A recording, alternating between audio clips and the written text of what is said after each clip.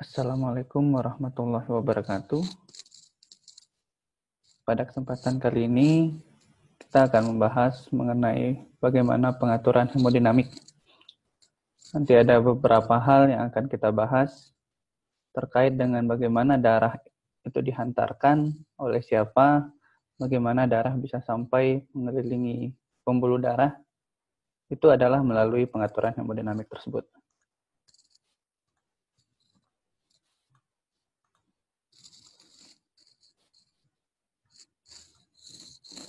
Jadi ada beberapa hal yang akan kita bahas, diantaranya bagaimana darah diatur dan didistribusikan, bagaimana proses pengaturan tekanan darah, yang mungkin nanti juga akan dibahas pada kuliah lainnya, apa saja fungsi dan anatomi pembuluh darah sekilas, kemudian bagaimana rute sirkulasi utama, dan bagaimana nanti hubungan antara volume dengan pressure pada fungsi jantung. Sama kita ketahui bahwa pembuluh darah nanti akan membentuk suatu sistem tertutup yang membawa darah menjauh dari jantung sampai ke jaringan tubuh, dilakukan proses pertukaran nutrisi, pertukaran gas di jaringan, O2 masuk ke jaringan, CO2 berpindah ke jaringan, begitu juga nutrisi, zat buangan nanti akan dibawa kembali dari kapiler, dan kemudian darah akan dikembalikan ke jantung. Ada 5 komponen pembuluh darah yang berperan di sana. Arteri, nanti akan membawa darah dari jantung sampai ke arteriol. Sampainya di arteriol, yang merupakan suatu arteri kecil, nanti dia akan berhubungan dengan kapiler. Nah, di kapiler inilah nanti terjadinya pertukaran zat antara tubuh dan jaringan. Ini nanti juga akan kita bahas secara detail bagaimana proses pertukarannya. Setelah dari kapiler, maka akan kembali ke venula yang menghubungkan antara kapiler dengan vena besar. Dari venula dia akan ke vena sampai nanti dia bisa mengembalikan darah ke jantung. Nah, kita bahas satu persatu dulu. Seperti diketahui bahwa fungsi arteri tadi membawa darah dari jantung ke arteriol sebelum sampai ke jaringan. Sehingga fungsi utama dari arteri di sini berkaitan dengan proses elastisitas dan kontraktilitas dari arteri. Apa itu elastisitas? Suatu keadaan yang memungkinkan arteri nanti menerima darah di bawah tekanan tinggi.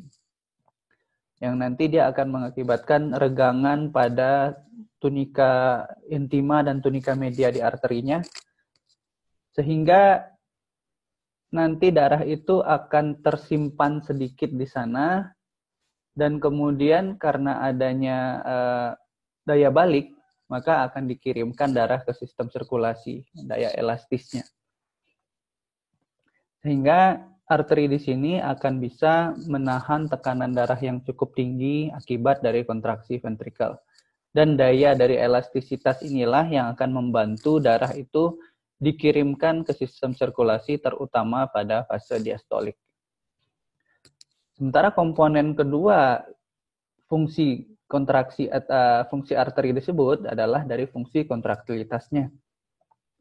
Kontraktilitas ini maka memungkinkan arteri untuk melakukan proses kontraksi sehingga mengakibatkan lumen pembuluh darahnya kecil atau mengakibatkan proses relaksasi.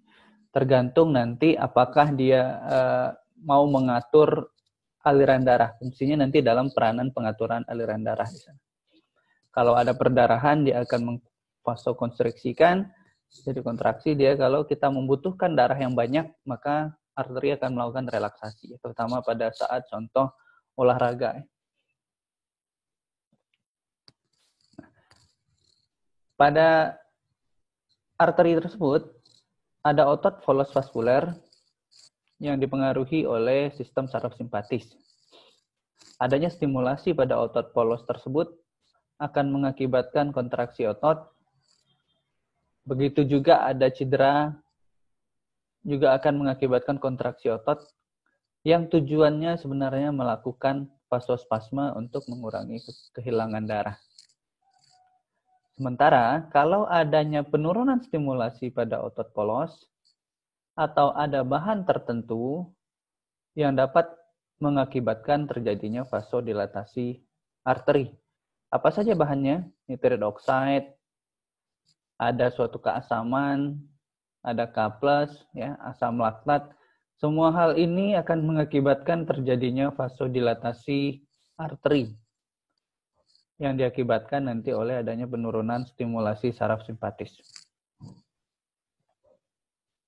Nah, ini peran dari elastisitas dari arteri yang kita bahas tadi, bahwa setelah dari jantung, maka jantung nanti akan mengirimkan darah ke aorta. Untuk anatomi mungkin sudah dibahas detail di anatomi. Dari ventrikel kiri akan mengirimkan darah ke aorta. Aorta inilah yang memiliki serabut elastis yang cukup banyak dibandingkan dengan serabut otot polos, dibandingkan dengan arteri-arteri yang lain. Sehingga kita bisa sebut aorta ini adalah arteri elastik. Apa peranannya? Dia nanti akan menerima darah tekanan tinggi yang berasal dari ventrikel di sini. Dia akan meregang, sehingga pada saat nanti tekanan sistoliknya sudah selesai, proses kontraksi oleh ventrikel kiri selesai, katup aorta tertutup, regangan dari arterinya tadi kembalinya regangan ukuran aorta tadi ke bentuk semula, regangannya hilang, itu akan membantu mendorong darah ke seluruh tubuh. Nanti juga ada di sini ke arteri koroner. Jadi peran dari elastik pada aorta itu untuk menjaga tekanan sehingga tetap pada saat proses diastol ketika tekanan dari ventrikel kiri tidak ada, dia tetap bisa mempertahankan tekanan darah yang cukup untuk dihantarkan ke seluruh tubuh. Ya, jadi perannya di sini berfungsi sebagai reservoir tekanan.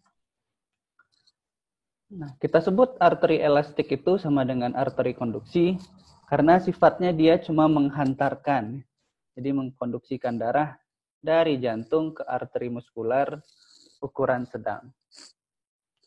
Peranannya lebih utama menghantarkan. Nah, yang kedua ada arteri muskular, di mana memiliki otot polos yang lebih banyak dibandingkan dengan serabut elastisnya pada tunika media. Arteri muskular inilah yang nanti bisa mengatur aliran darah dan mengarahkan aliran darah yang kita sebut dengan arteri distribusi karena mampu menghasilkan vasokonstriksi ataupun vasodilatasi lebih besar. Gimana maksudnya? Ketika suatu otot atau suatu daerah itu membutuhkan aliran darah yang lebih banyak, contoh pada saat olahraga, maka otot-otot kaki, tangan itu membutuhkan aliran darah yang banyak, maka peran dari arteri muskular di sini akan melakukan vasodilatasi pembuluh darah, sehingga aliran darah akan dihantarkan lebih banyak ke daerah-daerah yang bervasodilatasi.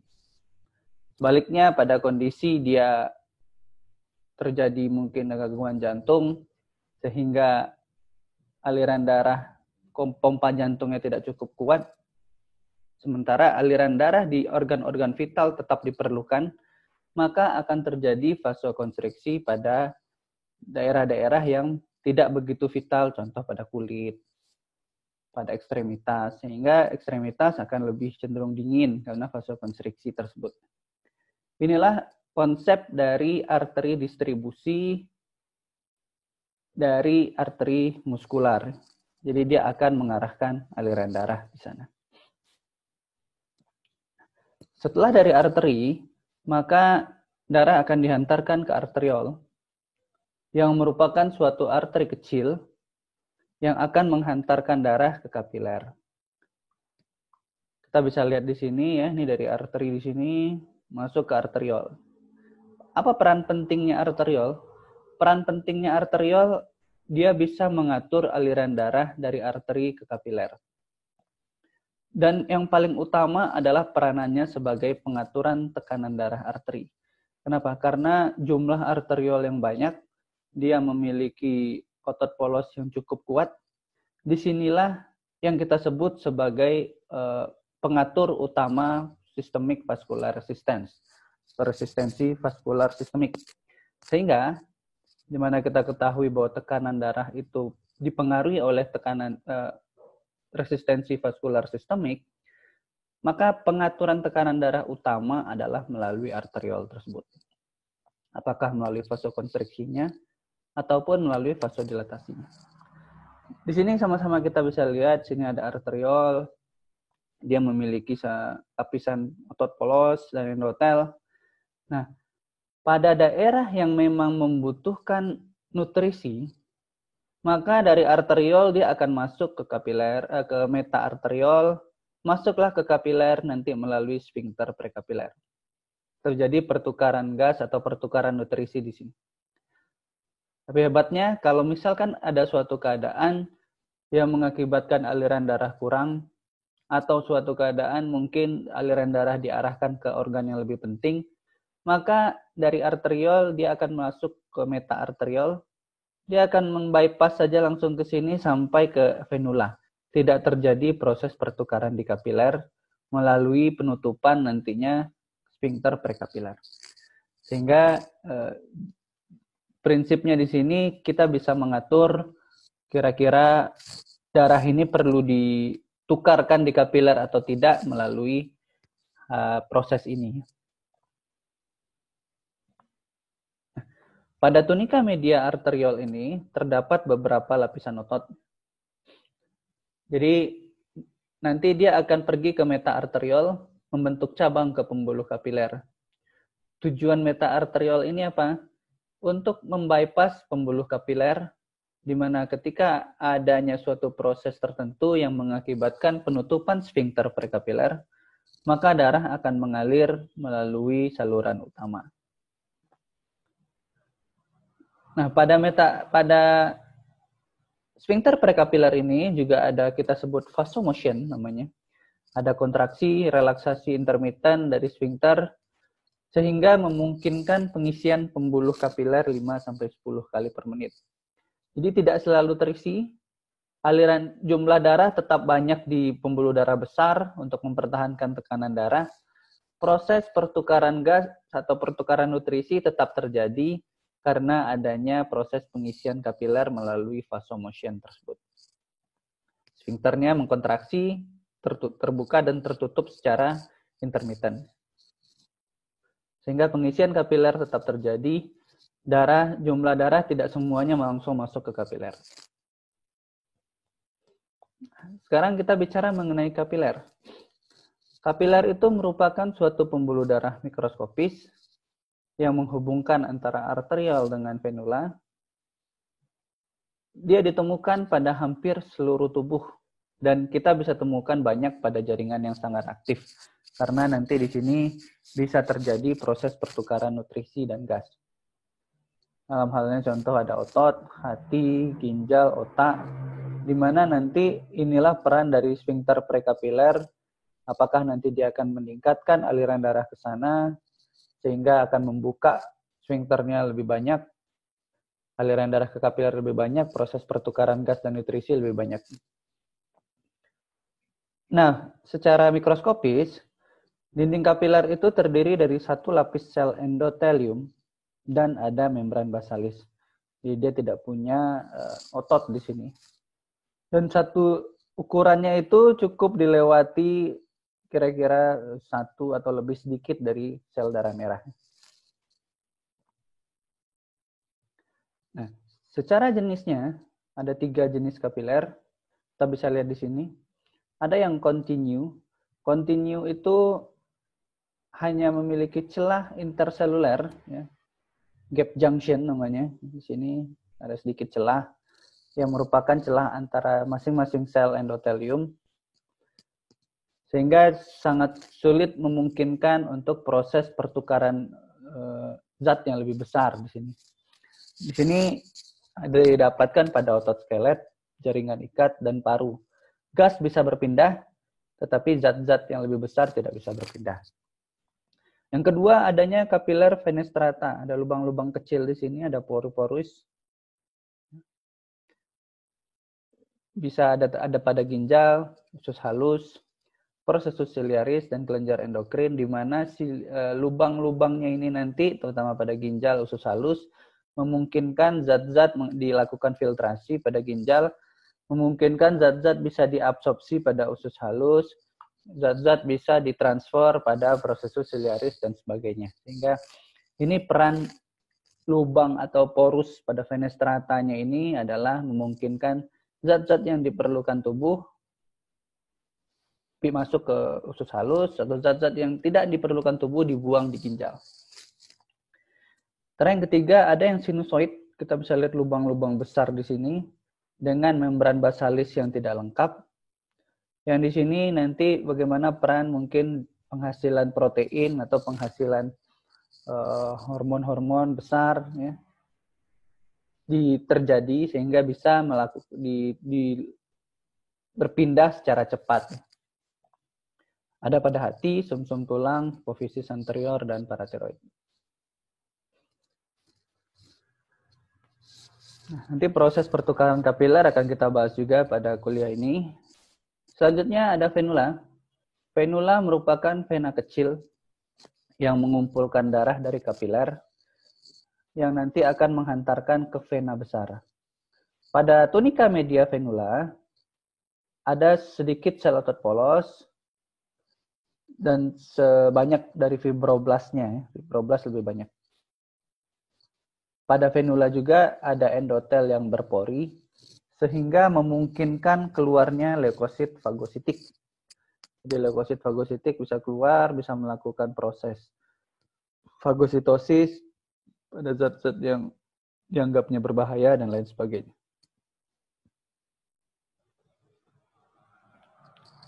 Setelah dari venula, dia akan langsung masuk ke vena. Secara mikroskopis ada 3 tunika yang sama dengan arteri, tetapi memiliki tunika interna dan media yang lebih tipis, di mana di sini peranan jaringan otot polosnya lebih sedikit, dan tunika eksternal lebih tebal, di mana peran jaringan fibroblast atau jaringan ikatnya yang lebih banyak. Dengan efek nanti akhirnya dindingnya akan lebih tipis, dan karena dia tidak memiliki ototnya tidak begitu banyak, maka fungsi penghantaran aliran darahnya diperbantukan oleh adanya katup vena. Jadi adanya katup vena ini akan mengakibatkan aliran balik darah tidak terjadi. Darah dari bawah ada naik ke atas, mungkin oleh bantuan dari pompa otot, nanti akan dibahas juga di sini. Pada saat pompa ototnya hilang, maka dia akan turun, tapi turun terbatas sampai batas katup venanya, sehingga aliran balik ke bawah tidak terjadi. Ada istilah juga yang kita sebut dengan sinus venosus. Sinus venosus sebenarnya itu adalah suatu vena juga, tetapi tidak memiliki otot polos untuk mengatur diameternya. Ini ada pada sinus sagittalis superior pada otak dan sinus coronarius pada jantung. Jadi prinsipnya membawa aliran balik dari otak atau dari jantung, tetapi tidak memiliki otot polos.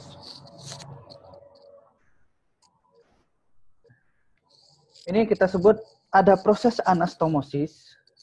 Anastomosis itu adalah titik di mana 2 pembuluh darah bertemu. Kita bisa lihat pertemuannya ini. Yang di atas ini adalah pertemuan antara jalur normal dari arteri, arteriol masuk ke kapiler, kapiler, venula, vena besar. Kemudian ada yang kita sebut sistem portal. Sistem portal itu dari ke arteri, arteriol, ke kapiler, kapiler dia mengalami proses, kemudian balik lagi ada kapiler satu lagi. Jadi ada 2 pembuluh kapiler, kemudian masuk ke vena. Inilah yang kita sebut namanya sistem portal. Di sini ada yang kita sebut dengan anastomosis arteriovena. Seharusnya dia masuk ke kapiler, akan tetapi dia langsung berhubungan antara arteri dengan vena. Kemudian ada yang kita sebut venous anastomosis, dari vena berhubungan ke vena yang lain, atau arterial anastomosis, dari arteri berhubungan ke arteri yang lain. Ya, ini sering kita temukan pada pasien-pasien mungkin dengan sumbatan pada pembuluh darah, apakah pembuluh darah kaki, pembuluh darah koroner, maka dia akan berusaha membentuk cabang baru untuk mencapai pembuluh darah yang distalnya. Anastomosis arteri tadi seperti saya bilang menyediakan rute kolateral dari aliran darah ke jaringan. Contoh pada sirkulasi koroner. Nah, salah satu pengaturan hemodinamik yang perlu kita bahas adalah mengenai bagaimana distensibilitas vaskuler. Apa maksudnya? Distensibilitas vaskuler kita lihat seberapa peningkatan volume dari vaskuler setiap 1 mm merkuri peningkatan tekanan dibandingkan dengan volume awal. Ini kita ambil contoh arteri dan vena dengan tekanan yang sama 100 mm merkuri, maka arteri itu bisa terisi sekitar 100 ml, vena bisa terisi 800 ml. Sehingga kita bisa lihat vena itu distensibilitasnya lebih tinggi dibandingkan arteri.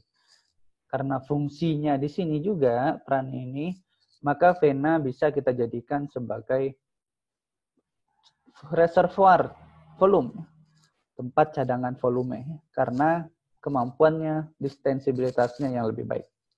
Ini perannya nanti di mana? Perannya nanti ketika ada proses kebutuhan darah yang lebih tinggi, maka darah dari vena bisa kita kembalikan ke dalam pembuluh darah arteri yang utama. Nah, bagaimana distribusi darah? Pada saat istirahat, 60% sampai 64% di sini berada pada vena sistemik dan venula.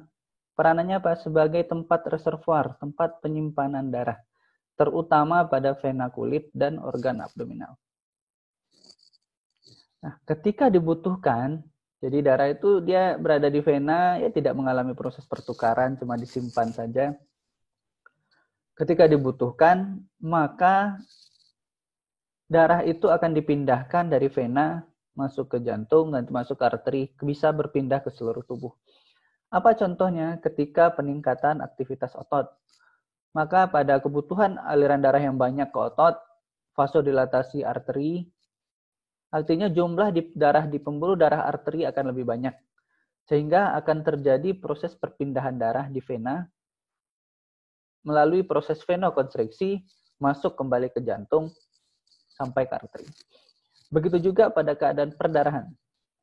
Pada perdarahan, di mana darah di dalam sirkulasi utama, di arteri, itu berkurang, sehingga akan terjadi suatu proses yang akan memindahkan darah dari cadangannya di vena melalui venokonstriksi, sehingga tekanan darah, venous return meningkat, tekanan darah tetap dipertahankan.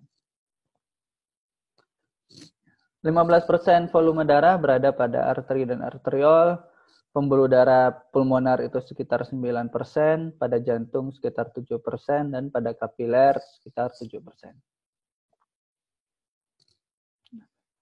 Sekarang bagaimana proses pertukaran gas atau nutrisi di kapiler?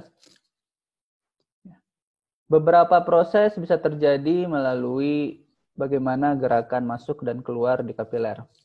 Yang pertama melalui proses difusi. Metode yang penting, tapi memang tidak yang paling banyak nantinya ya.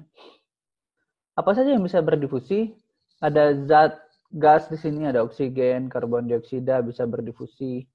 Glukosa mampu berdifusi melalui perbedaan konsentrasi, ya, asam amino, hormon, dan semua zat terlarut dalam plasma, kecuali protein besar, dapat secara bebas melewati kapiler, baik melalui lipid bilayer kalau dia lipofilik, melalui fenestrasi ataupun celah interseluler pada yang hidrofilik. Metode kedua pergerakan kapiler itu melalui transitosis. Ini terutama pada molekul besar yang tidak larut lemak. Apakah nanti dia melalui endositosis masuk ke dalam atau eksositosis dikeluarkan dari kapiler, masuk ke dalam vesikel kecil. Apa saja contohnya? Ada insulin, antibodi maternal, itu melalui proses transitosis ini. Yang ketiga yang paling besar peranannya sebenarnya adalah bulk flow di sini. Apa itu bulk flow? Sebelum kita masuk ke bulk flow, di sini kita bisa lihat proses yang terjadi pada pertukaran kapiler. Di sini ada difusi melalui membran sel. Ini hanya bisa dilakukan oleh substansi yang larut lemak. Kemudian pada substansi yang larut air bisa melewati celah interseluler atau melalui fenestrata. Kalau molekul besar nanti dia akan melalui vesikel di sini. Kita bahas tadi mengenai bulk flow. Bulk flow nanti melibatkan proses filtrasi dan reabsorpsi. Apa itu bulk flow? Bulk flow adalah suatu pergerakan material terlarut pada arah yang sama yang bergerak dalam respon terhadap tekanan. Jadi ada perbedaan tekanan akan mengakibatkan gerakan terutama dari area dengan tekanan tinggi masuk ke tekanan rendah. Pergerakan ini memiliki laju yang lebih cepat dibandingkan dengan proses difusi ataupun osmosis. Bulk flow ini penting dalam suatu proses regulasi volume darah dan cairan interstisial. Apa yang terjadi pada kapiler melalui proses bulk flow? Ada proses filtrasi, yaitu pergerakan material masuk ke cairan interstisial. Filtrasi ini dihasilkan dari tekanan hidrostatik darah dan tekanan onkotik cairan interstisial. Nanti akan kita lihat gambarnya secara lebih detail. Ada reabsorpsi di sana. Apa itu reabsorpsi? Pergerakan dari cairan interstisial ke dalam kapiler. Melalui apa? Melalui tekanan onkotik darah. Sebenarnya ada satu komponen lagi, yaitu tekanan hidrostatik cairan interstisial, tetapi karena cairan interstisial tidak memiliki tekanan hidrostatik, jadi kita bisa hilangkan di situ. Keseimbangan tekanan ini, maka inilah yang kita sebut namanya net filtration pressure, atau tekanan filtrasi neto. Nah, kita bisa lihat, ini darah dari arteri ke arteriol ke kapiler. Di ujung arteriol kapiler namanya, dia punya tekanan hidrostatik sekitar 35 mm merkuri. Di sini ada kapiler, jaringan ya. Maka tekanan hidrostatik inilah yang bisa membuat molekul-molekul zat gas itu berpindah dari arteriol ke jaringan interstisial di sini. Sementara di dalam kapiler sendiri dia punya albumin yang menjaga tekanan onkotik, namanya blood colloid oncotic pressure.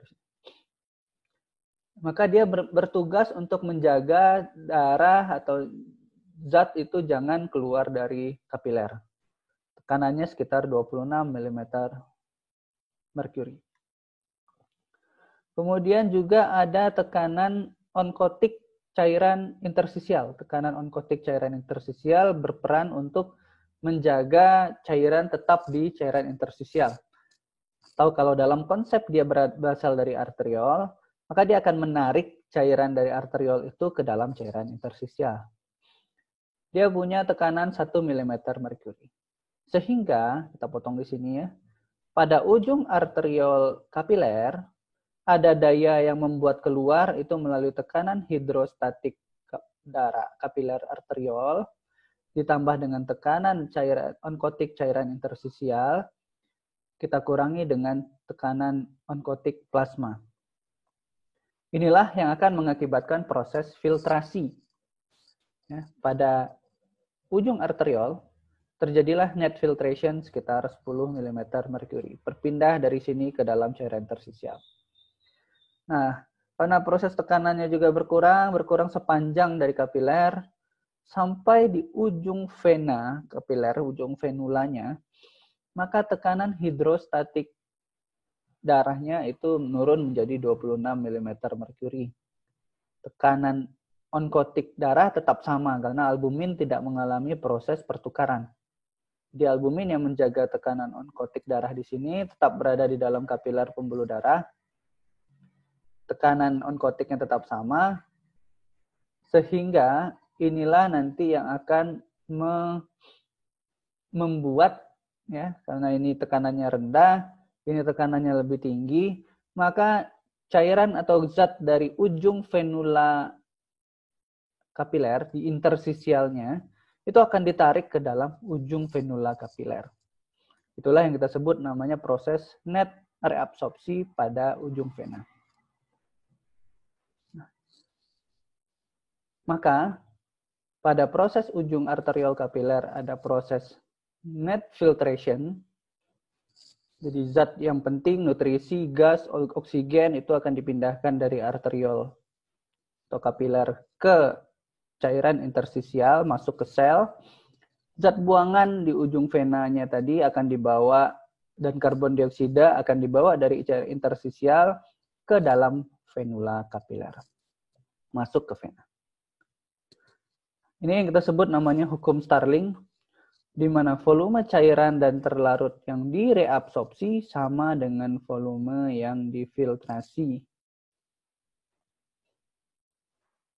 Ini yang kita sebut net filtration pressure tadi merupakan blood hydrostatic pressure ditambah dengan interstitial fluid oncotic pressure dikurangi dengan blood colloid osmotic pressure ditambah dengan interstitial fluid hydrostatic pressure, di mana interstitial fluid hydrostatic pressure di sini tekanannya mendekati 0 karena tidak ada daya dari hantaran arteri di sana. Jadi ada dua tekanan yang membantu filtrasi, tadi sudah kita jabarkan. Tekanan hidrostatik darah oleh pemompaan jantung dari ujung arteriol kapiler 35 ke ujung venula kapiler 16. Kemudian ada tekanan yang membantu reabsorpsi karena protein plasma darah tidak bisa melewati dinding pembuluh darah. Jadi dia sekitar 26 ini ya, 26 mm merkuri. Maka inilah dia bertahan terus sepanjang arteriol kapiler sampai venula kapiler. Sehingga nanti dia ada net filtration pada ujung venanya ada 10 mm, ujung arterinya ada 10 mm merkuri terjadi proses filtrasi. Pada ujung vena 9 mm merkuri terjadi proses reabsorpsi. Ada 1 mm sebenarnya perbedaan yang mengakibatkan sekitar 85% cairan yang difiltrasi kembali ke kapiler. Masih ada cairan yang lebih yang berada di interstisial. Tapi seperti hukum Starling tadi, kemana prosesnya? Dia akan diambil oleh limfatik kapiler sekitar 3 liter per hari dan kembali masuk ke dalam vena. Ya, melalui ductus thoracicus nantinya.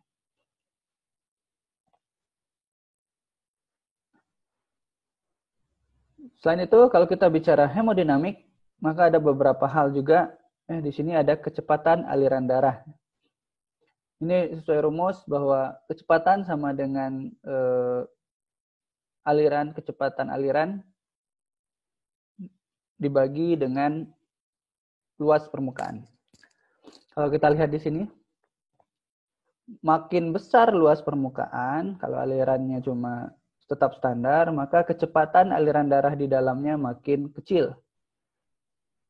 Ya, dengan luas cuma 1 cm, maka kecepatan aliran bisa mencapai 10 cm per second.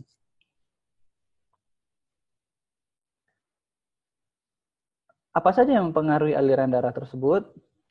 Yang pertama ada perbedaan tekanan yang mengarahkan aliran darah. Masuk di dalamnya di sana kecepatan aliran darah, ada volume aliran, dan tekanan darah sendiri. Kemudian adanya resistensi terhadap aliran. Kita mengenal hukum Ohm. Aliran sama dengan perbedaan tekanan dibagi dengan resistensi. Dan satu lagi yaitu aliran balik vena sendiri. Resistensi aliran darah itu adalah gesekan antara darah dengan dinding pembuluh darah. Sama seperti jalannya mobil, dia butuh gesekan antara ban dengan aspal.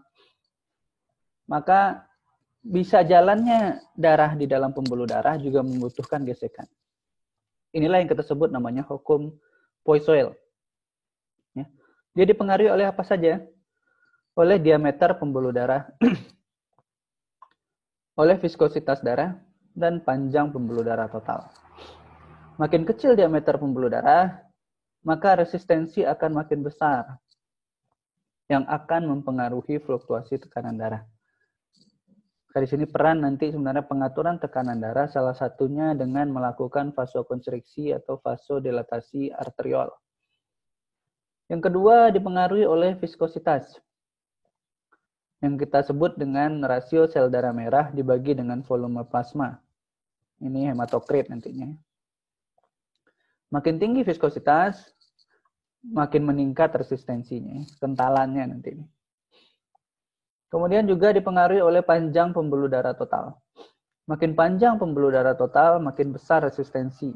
Contoh pada apa ini? Pada obesitas, jumlah pembuluh darahnya akan lebih banyak, lebih panjang, sehingga resistensi aliran darahnya meningkat, maka itulah yang menjadi dasar kenapa pada orang obesitas tekanan darahnya lebih tinggi.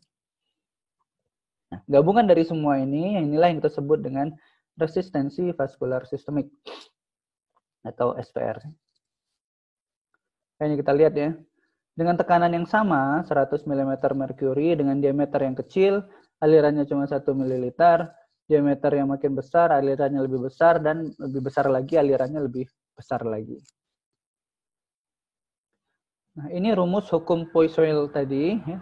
Resistensi sama dengan 8 dikalikan viskositas pembuluh darah, dikalikan dengan panjang pembuluh darah, dibagikan dengan ukuran radius pembuluh darah pangkat 4. Jadi dia sebanding dengan viskositas dan panjang pembuluh darah, berbanding terbalik dengan diameter pangkat 4. Makin besar diameter, makin kecillah resistensi pembuluh darah.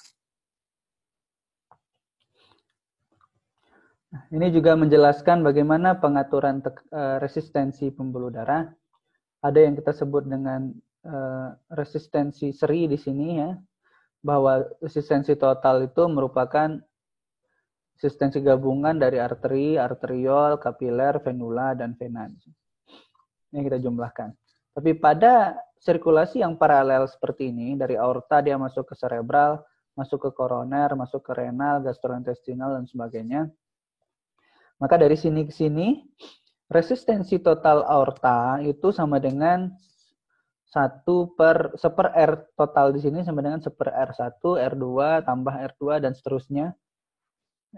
Ya ini nanti menggambarkan berapa sih resistensi total dari aorta. Jadi tidak jumlah dari cerebral, koroner, dan seterusnya. Tapi kalau dia sifatnya seri, dari arteri ke arteriol, dari arteriol ke kapiler, kapiler ke venula, venula ke vena, ini yang kita sebut dengan resistensi vaskular sistemik.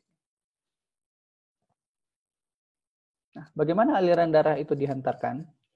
Umumnya dia mengalir dalam satu aliran yang lurus. Jadi begini ya, satu aliran yang lurus pada setiap lapisan.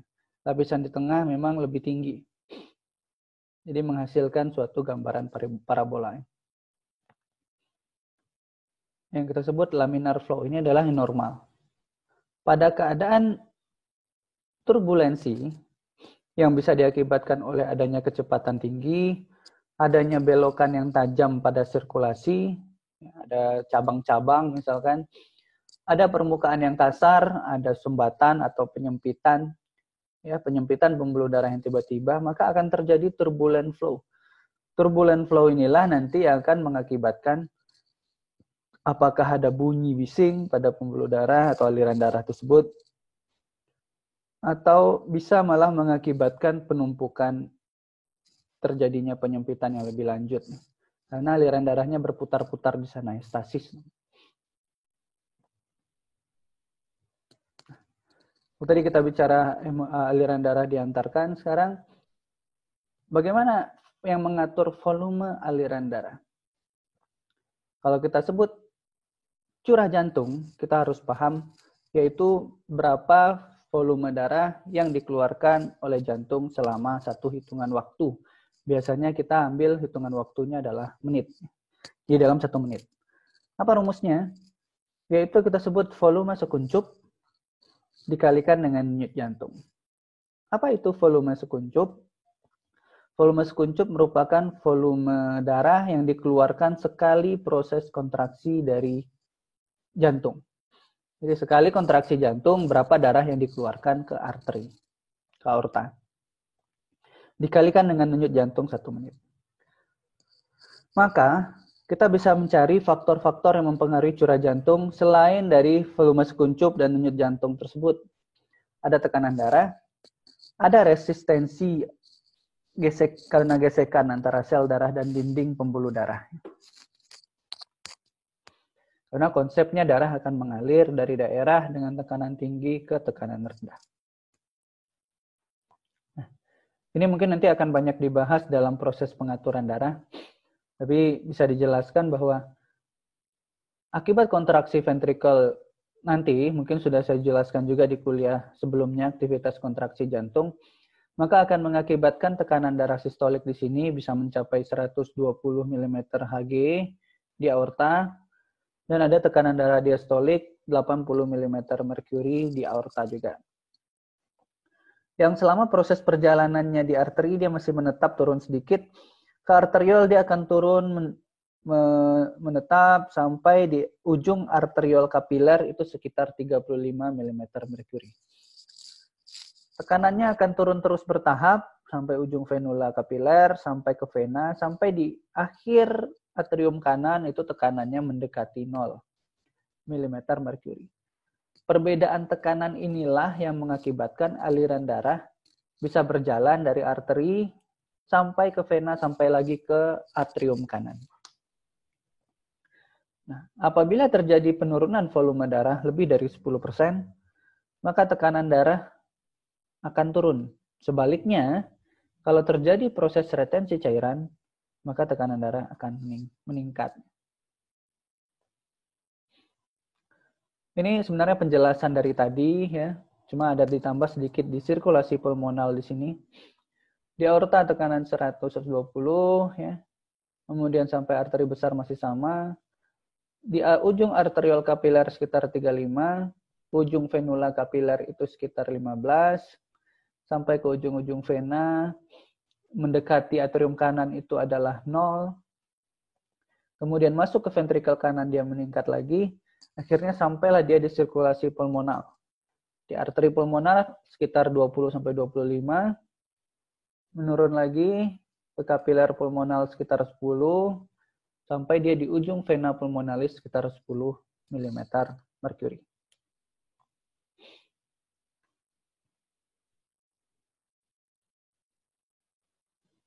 Kemudian ada yang kita sebut dengan suatu tekanan arteri rata atau mean arterial pressure. Ini adalah berapa tekanan rata di arteri selama fase sistolik dan diastol. Karena fase diastolnya lebih panjang, maka rumusnya adalah setara dengan 2 tekanan darah diastolik ditambah tekanan sistolik dibagi 3. Atau ini juga bisa tekanan darah diastolik ditambah 1/3 dikali tekanan darah sistolik dikurangi diastol. Sama. Apa faktor yang mempengaruhi? Ada cardiac output, ada SVR, dan ada tekanan vena sentral. Tekanan vena sentral menjadi dasar awal untuk mean arterial pressure. Makin tinggi tekanan vena sentral, makin tinggi, makin rendah dia, mulainya awal dia makin rendah juga. Kemudian sini kita bisa lihat makin tinggi cardiac output, makin tinggi mean arterial pressure. Begitu juga makin tinggi SVR, makin tinggi mean arterial pressure. SVR yang rendah, mean arterial pressure-nya juga rendah. Kalau tadi kita bicara bagaimana aliran darah diantarkan, ini kecepatan aliran darah. Jadi selama proses berjalan, maka aliran darah paling lambat itu ketika terjadi pada luas permukaan yang paling luas. Dia berbanding terbalik dengan luas permukaan pembuluh darah. Kita ketahui bahwa kapiler itu walaupun ukurannya kecil, tapi karena jumlahnya banyak, maka luas permukaannya besar. Kita bisa lihat di sini ya. Maka di aorta yang cuma 1, walaupun dia ukuran diameternya besar, tetapi luas permukaannya kecil, maka dia akan aliran darahnya menurun dari aorta ke kapiler. Bisa lihat di sini aorta 40 cm per second, kapiler 1 cm per second. Tujuannya apa? Untuk membantu proses pertukaran di kapiler. Nah, ini nanti sebelum kita masuk ke kuliah berikutnya, ya, ada aliran balik vena. Seperti kita ketahui tadi, sudah saya jelaskan bahwa vena itu tidak memiliki otot yang sedikit, sehingga dia membutuhkan adanya aliran balik vena yang dibantu oleh beberapa pompa-pompa. Karena dia tergantung perbedaan tekanan dari venula ke atrium kanan, maka ada beberapa hal yang mempengaruhinya. Yang pertama ada pompa otot rangka. Kita bisa lihat di sini ada katup. Ketika orang bergerak, kontraksi ototnya di sini akan memompa vena. Darah yang berada di cabang sini, dia akan naik ke atas, mau turun ke bawah tidak bisa karena ada katup. Begitu seterusnya sampai ke atas, di sini dia hilang kontraksinya, darah tertahan lagi di katup. Inilah yang mendasari bagaimana aliran balik vena terjadi. Kemudian juga pompa respirasi. Kita bisa lihat ada pada proses inspirasi, terjadi penurunan tekanan toraks dan peningkatan tekanan abdomen, maka darah akan mengalir dari vena toraks ke vena toraks dan atrium kiri. Mungkin itu sementara terlebih dahulu. Nanti akan kita lanjutkan ke pengaturan hemodinamik yang berikutnya yang lebih kompleks, ya, bagaimana pressure volume loop itu dijelaskan dan tekanan sistemik rata. Sekian dari saya, mudah-mudahan bermanfaat. Saya tutup. Wabillahi taufik wal hidayah. Assalamualaikum warahmatullahi wabarakatuh.